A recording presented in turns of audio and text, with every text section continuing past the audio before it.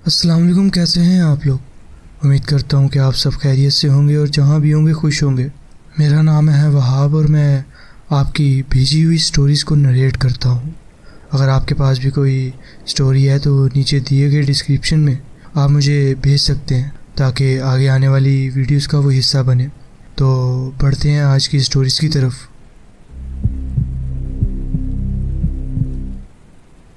अस्सलाम वालेकुम। मेरा नाम शहज़ाद है। ये वाक़या जो मैं आपके साथ शेयर करने जा रहा हूँ ये पाकिस्तान में लाहौर के एक पुराने सरकारी हॉस्पिटल का है, जिसे लोग मशहूर तरीन और पुरानी जगह मानते हैं। लेकिन माज़रत के साथ मैं आपको ये जगह का नाम नहीं बता सकता। मेरी ज़िंदगी में बहुत सी अजीबो गरीब और रूहानी चीज़ें हो चुकी हैं, चाहे वो मेरी ज़ाती ज़िंदगी हो या किसी से सुनने को मिले। मैं लगभग 10 साल तक एक सर्जरी टेक्नीशियन रहा हूँ और इन्हीं सालों में मैंने बहुत कुछ देखा जो समझ से बाहर था। मैं 4 साल तक एक नॉन प्रॉफिट इस्लामिक हॉस्पिटल में काम करता रहा। जब मैं पहली दफ़ा ऑपरेशन थिएटर के डिपार्टमेंट आया तो वहाँ पुराने काफ़ी स्टाफ मेंबर्स मुझे अजीबोगरीब कहानियाँ सुनाने लगे। 2 स्टाफ मेंबर जो वहाँ बहुत पुराने थे, हम उन्हें इस कहानी में फ़रीहा और समीना कहकर पुकारते हैं। उन्होंने मुझसे एक नर्स का जिक्र किया जो कभी इस हॉस्पिटल में सर्जिकल टेक्नीशियन हुआ करती थी। उनका नाम मरियम था। ये वो दौर था जब हॉस्पिटल का काम इस्लामिक तरीके से चला करता था और ज़्यादातर स्टाफ में नर्स हुआ करती थी। मरियम बहुत सख्त मिजाज और कवायद की पाबंद थी। उनसे कोई गलती बर्दाश्त नहीं होती थी। समीना ने सिर्फ उनके बारे में सुन रखा था, लेकिन फ़रीहा ने उनके साथ काम किया था कई सालों पहले। फ़रीहा मुझे बताती है कि कैसे उन्होंने कई बार मरियम की आवाज़ सुनी है ऑपरेशन थिएटर में, जबकि वो तो कब की इस दुनिया से जा चुकी थी। मैं एक शक्की मिजाज इंसान हूँ, तो मैंने सोचा कि ये सिर्फ नए बंदे को डराने का तरीका है, मगर ये सब सिर्फ कहने की बात नहीं थी। एक रात जब मैं रात की शिफ्ट पर था, मैं ऑपरेशन थिएटर की सप्लाई रूम में सामान रख रहा था, तब मुझे किसी के कदमों की आवाज़ सुनाई दी, जैसे कोई ऊंची हील वाली जूती पहने चल रहा हो, वो भी साफ साफ फर्श पर। वो आवाज़ बिल्कुल साफ थी, जैसे कोई फर्श पर चल रहा हो। मैंने सोचा कि ये ज़रूर कोई मजाक कर रहा होगा। मैंने इरादा बनाया कि झट से बाहर निकलकर पकड़ लूँ जो भी ये प्रैंक या मजाक मेरे साथ कोई भी कर रहा है। पर जब मैं फ़ौरन हॉलवे में आया, वहाँ कोई नहीं था। ना कोई दरवाज़ा हिल रहा था, ना कोई आवाज़, बस सिर्फ एक खामोशी थी वहाँ पर। ये पहली बार हुआ था, इसलिए मैंने ज़्यादा तवज्जो नहीं दी इसकी तरफ। मगर धीरे धीरे ऐसे वाक़यात बढ़ने लगे। फिर काफ़ी नए स्टाफ मेंबर भी आए और फ़रीहा और समीना उनको ट्रेनिंग दे रही थी। एक बार तो एक नए मेंबर के सामने एक इंजेक्शन सिर्फ हवा में उछला और फिर नीचे गिर गया। ये सुनकर मुझे पहली दफ़ा यकीन आया कि ये सब मजाक नहीं था। जब काफ़ी स्टाफ मेंबर्स ने मुझसे ये बात शेयर की तो ये सुनकर मुझे पहली दफ़ा यकीन आया कि ये सब मजाक नहीं है। मेरा अपना भी अजीब चीज़ें देखने का सिलसिला जारी रहा। वो कदमों की आवाज़ और धीमी धीमी सरगोशियाँ, जैसे कोई कहीं करीब बैठा फजूल बातें कर रहा हो। ये सब चीज़ें हॉस्पिटल के काफ़ी स्टाफ मेंबर्स ने महसूस की थी। एक रात तकरीबन 2:30 पर जब मैं ऑपरेशन थिएटर की सप्लाई लाने गया, वहाँ एंटर करते ही एक अजीब सा और बहुत भारी सा महसूस होने लगा, जैसे कोई चीज़ मेरी तरफ घूर रही हो। मुझे महसूस हो रहा था कि जब मैंने ऊपर देखा तो यकीनन मुझे ऊपर कोई नज़र आएगा, और जब मैंने हिम्मत करके ऊपर देखा तो एक स्याह धुआं जैसा साया छत से लटका महसूस हुआ। पहले मुझे लगा कि शायद किसी चीज़ में आग लगी हो, मगर कोई धुआं या जलन की स्मेल नहीं थी। तब मुझे समझ आया कि ये कोई बुरी चीज़ है, और अगर मैंने फ़ौरन कुछ नहीं किया तो ये भी ख़तरनाक हो सकती है। ये स्याह धुआं धीरे धीरे नीचे मेरी तरफ गिरने लगा। मैंने फ़ौरन अपनी जगह पर खड़े होकर कुरान की आयतें पढ़ना शुरू कर दी। जैसे ही मैंने सूरह फल्क और सूरह नास पढ़ी, वो धुआं एकदम रुक गया और धीरे धीरे वापस ऊपर किसी कॉर्नर में चला गया। उस वक्त ऐसा लग रहा था जैसे किसी पुरानी फिल्म को रिवर्स में चला दिया हो, जब ये चीज़ गायब हुई तो मैंने फ़ौरन भागना शुरू कर दिया और मैं फ़ौरन वहाँ से निकल गया। उस दिन मुझे यकीन हो गया कि जो भी था वो मरियम नहीं थी, वो शायद कोई और ही था। मरियम जो कि एक अच्छी औरत थी जो सिर्फ लोगों की मदद करना चाहती थी, मगर ये जो भी था ये कुछ और ही था और इसकी नीयत अच्छी नहीं थी। आज तक मैंने ये बात किसी से नहीं की, ना किसी दोस्त से, ना किसी घर वाले से। मुझे उस वक्त डर था कि लोग मुझे पागल समझेंगे, मगर अब सोचता हूँ कि इसे छुपाने का क्या फ़ायदा था। जो कुछ देखा वो देखा, आज बता रहा हूँ। शायद कोई और भी ऐसे कुछ महसूस कर चुका हो। ये था मेरा वाक़या जो मैं आपके साथ शेयर करना चाहता था। जी बहुत बहुत शुक्रिया, आपने अपनी कहानी हमारे साथ शेयर की। बढ़ते हैं अपनी नेक्स्ट स्टोरी की तरफ।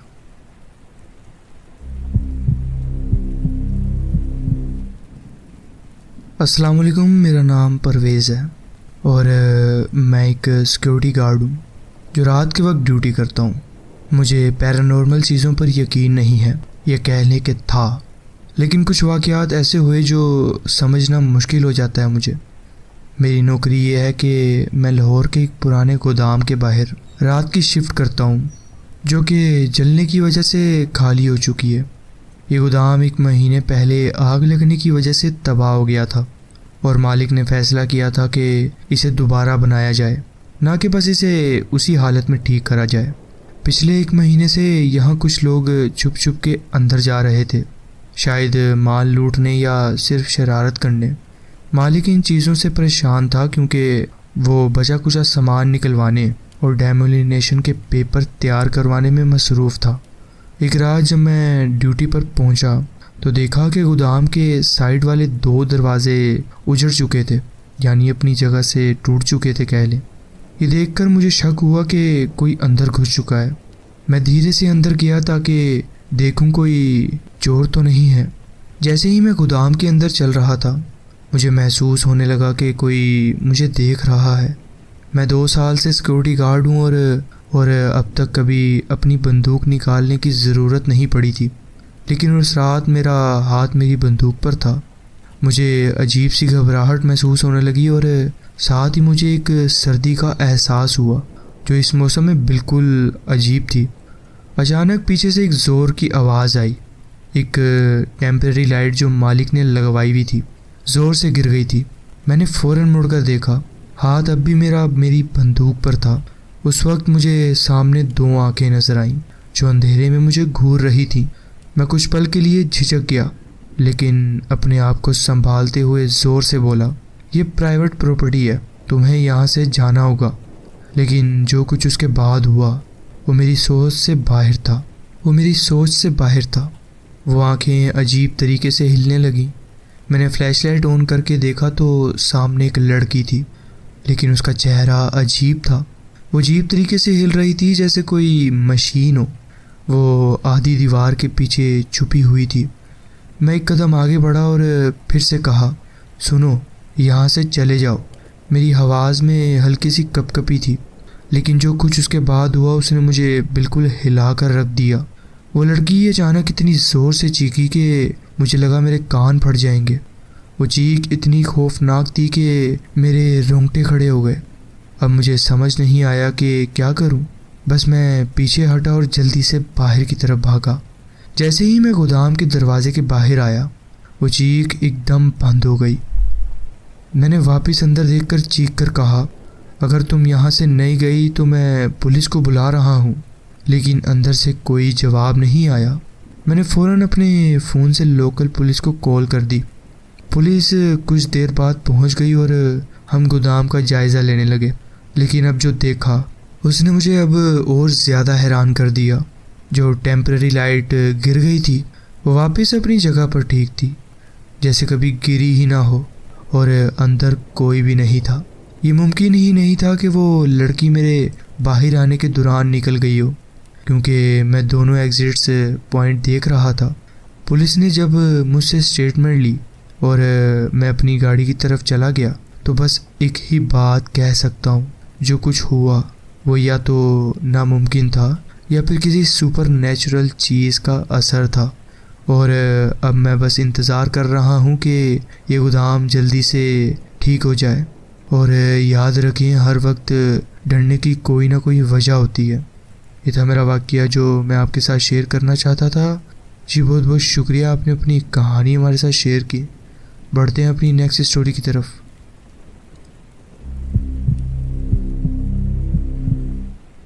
अस्सलाम वालेकुम, मेरा नाम फैज़ान है।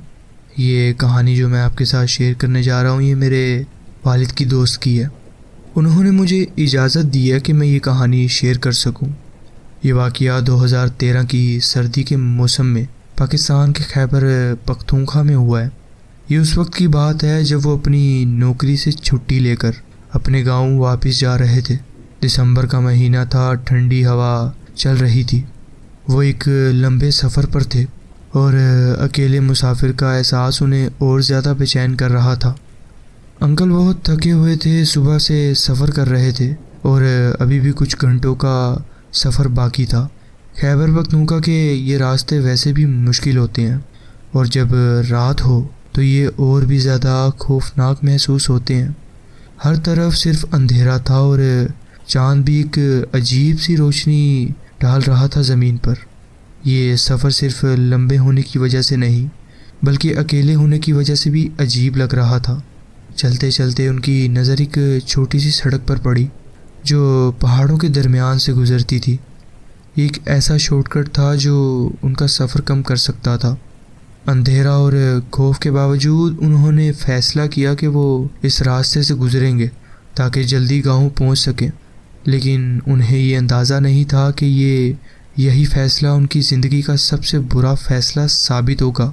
जो लोग कभी खैबर पख्तूनख्वा या बलूचिस्तान के पहाड़ी रास्तों से गुज़रे हैं वो जानते हैं कि ये रास्ते दिन के उजाले में ख़तरनाक होते हैं, लेकिन रात के अंधेरे में जब हवा तेज़ चल रही हो तो और भी ज़्यादा ख़तरनाक और खौफनाक महसूस होते हैं और ज़रा सी भी लापरवाही गाड़ी को नीचे गहरी खाई में गिरा सकती है।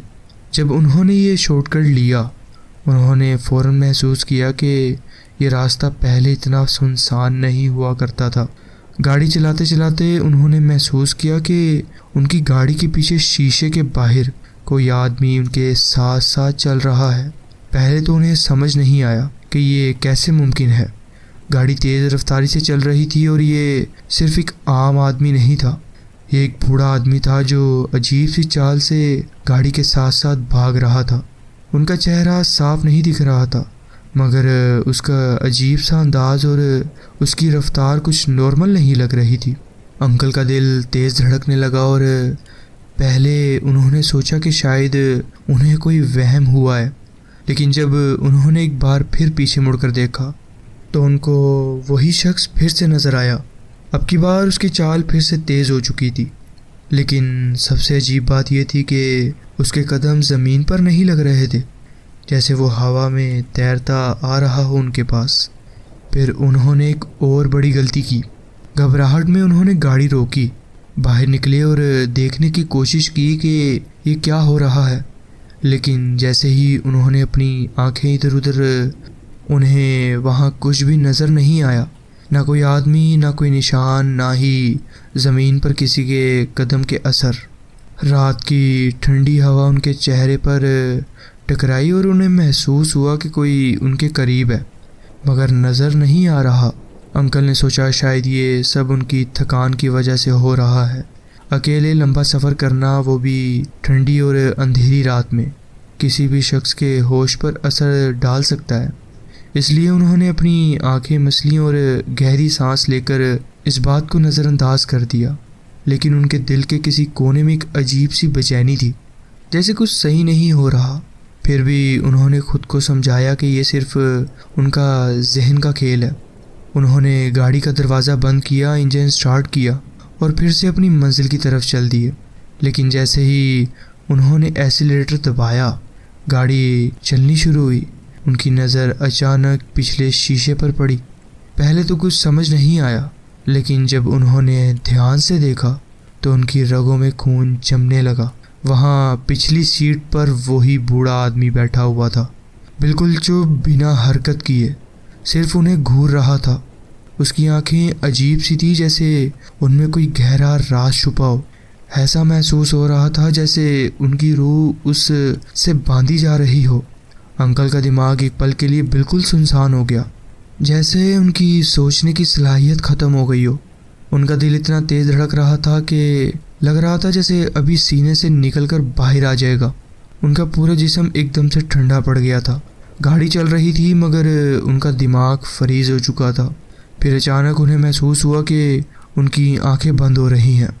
आंखों के सामने अंधेरा छा गया और फिर उन्हें कुछ याद नहीं रहा। जब होश आया तो वो एक अजीब जगह पर थे। सूरज निकल चुका था, हल्की हल्की रोशनी चारों तरफ फैल चुकी थी। ठंडी हवा चल रही थी और दूर कहीं परिंदे बोल रहे थे। उन्होंने अपनी आंखें मसली और चारों तरफ देखा। सब कुछ ठीक लग रहा था, लेकिन एक चीज़ अजीब थी। वो बूढ़ा आदमी गायब हो चुका था, जैसे कभी वहाँ था ही नहीं। लेकिन सबसे ज़्यादा हैरानी की बात यह थी कि वो जिंदा था। ये सोचकर उनके रोंगटे खड़े हो गए कि वो तो बेहोशी की हालत में थे और ये रास्ता इतना ख़तरनाक था। एक ज़रा सी लापरवाही भी किसी भी शख्स की जान ले सकती थी। तो फिर वो कैसे सेफ निकले? अगर वो नींद की हालत में होते तो उनकी गाड़ी किसी खाई में गिर सकती थी, लेकिन ऐसा नहीं हुआ। ये कैसे मुमकिन था? क्या कोई था जो उनकी हिफाजत कर रहा था? जब वो घर पहुंचे तो सबसे पहले उन्होंने अपनी माँ को ये सब कुछ बताया। माँ ने पहले हंसकर कहा, बेटा, रात के अकेले सफ़र ऐसे ही अजीब ख्यालात पैदा कर देते हैं। लेकिन जब अंकल ने उन बूढ़े शख्स की तफसील का जिक्र किया तो उनकी शक्ल, उनके कपड़े, उनका अजीब सा तरीका, तब उनकी माँ का चेहरा एकदम से जर्द पड़ गया, जैसे उनकी रगों में खून जम गया हो। माँ बिना कुछ कहे फ़ौरन एक पुरानी अलमारी की तरफ गईं, उसे खोला और एक तस्वीर निकाली जो पुरानी और जर्द पड़ चुकी थी। उन्होंने ये तस्वीर अंकल के हाथ में दी और पूछा, क्या ये वही आदमी था? जब अंकल ने तस्वीर देखी तो उनका दिल थम से रह गया। हाथ से तस्वीर गिरते गिरते बची। ये बिल्कुल वही बूढ़ा शख्स था जो उसकी गाड़ी में बैठा हुआ था। उसकी माँ की आंखों में आंसू भर आए। बेटा, ये मेरे वालिद हैं, तुम्हारे नाना जी। वो तुम्हारी पैदाइश से पहले वफात पा गए थे। तुमने कभी उनकी तस्वीर नहीं देखी? क्योंकि मुझे उनकी याद दुख देती थी, इसलिए मैं कभी तस्वीर सामने नहीं रखती थी। ये सुनकर अंकल एक पल के लिए बेहोश होने वाले थे। उन्होंने अपनी माँ से पूछा, लेकिन अगर नाना जी वफात पा चुके थे तो फिर? माँ ने आंसू पोंछे और कहा, मुझे लगता है कि तुम्हारे नाना तुम्हारी हिफाजत के लिए आए थे, ताकि तुम किसी हादसे का शिकार ना हो जाओ। तुम अकेले थे, वो तुम्हारी मदद करने आए थे। अंकल, जो कि साइंस को मानने वाले थे, जो हमेशा लॉजिकल एक्सप्लेनेशन तलाश करते थे, उस दिन उनकी सोच हमेशा के लिए बदल गई। ये वाक़या उनके जहन से कभी नहीं निकलेगा। उन्हें यकीन हो गया था कि इस दुनिया में सिर्फ जो हम देख सकते हैं वही नहीं होता। कुछ ताकतें ऐसी भी हैं जो हमेशा हमारी मदद करती हैं, बस हम उन्हें महसूस नहीं कर सकते। ये था मेरा एक छोटा सा वाक़या जो मैं आपके साथ शेयर करना चाहता था। जी बहुत बहुत शुक्रिया, आपने अपनी कहानी हमारे साथ शेयर की। तो जी फ्रेंड्स, आपको आज की ये कहानियाँ कैसी लगी कमेंट्स में ज़रूर बताएं, और अगर आप मेरे चैनल पर न्यू हैं तो इसे सब्सक्राइब कर लें। अगर आपके पास भी ऐसी कोई स्टोरी है तो नीचे दिए गए डिस्क्रिप्शन पे ईमेल है, या आपके स्क्रीन पर जो जीमेल शो हो रहा है वहाँ पर मुझे सेंड करें, ताकि आगे आने वाले वीडियोस का वो हिस्सा बन सकें। मिलते हैं नेक्स्ट वीडियो में। अपना ख्याल रखें। अल्लाह हाफिज़।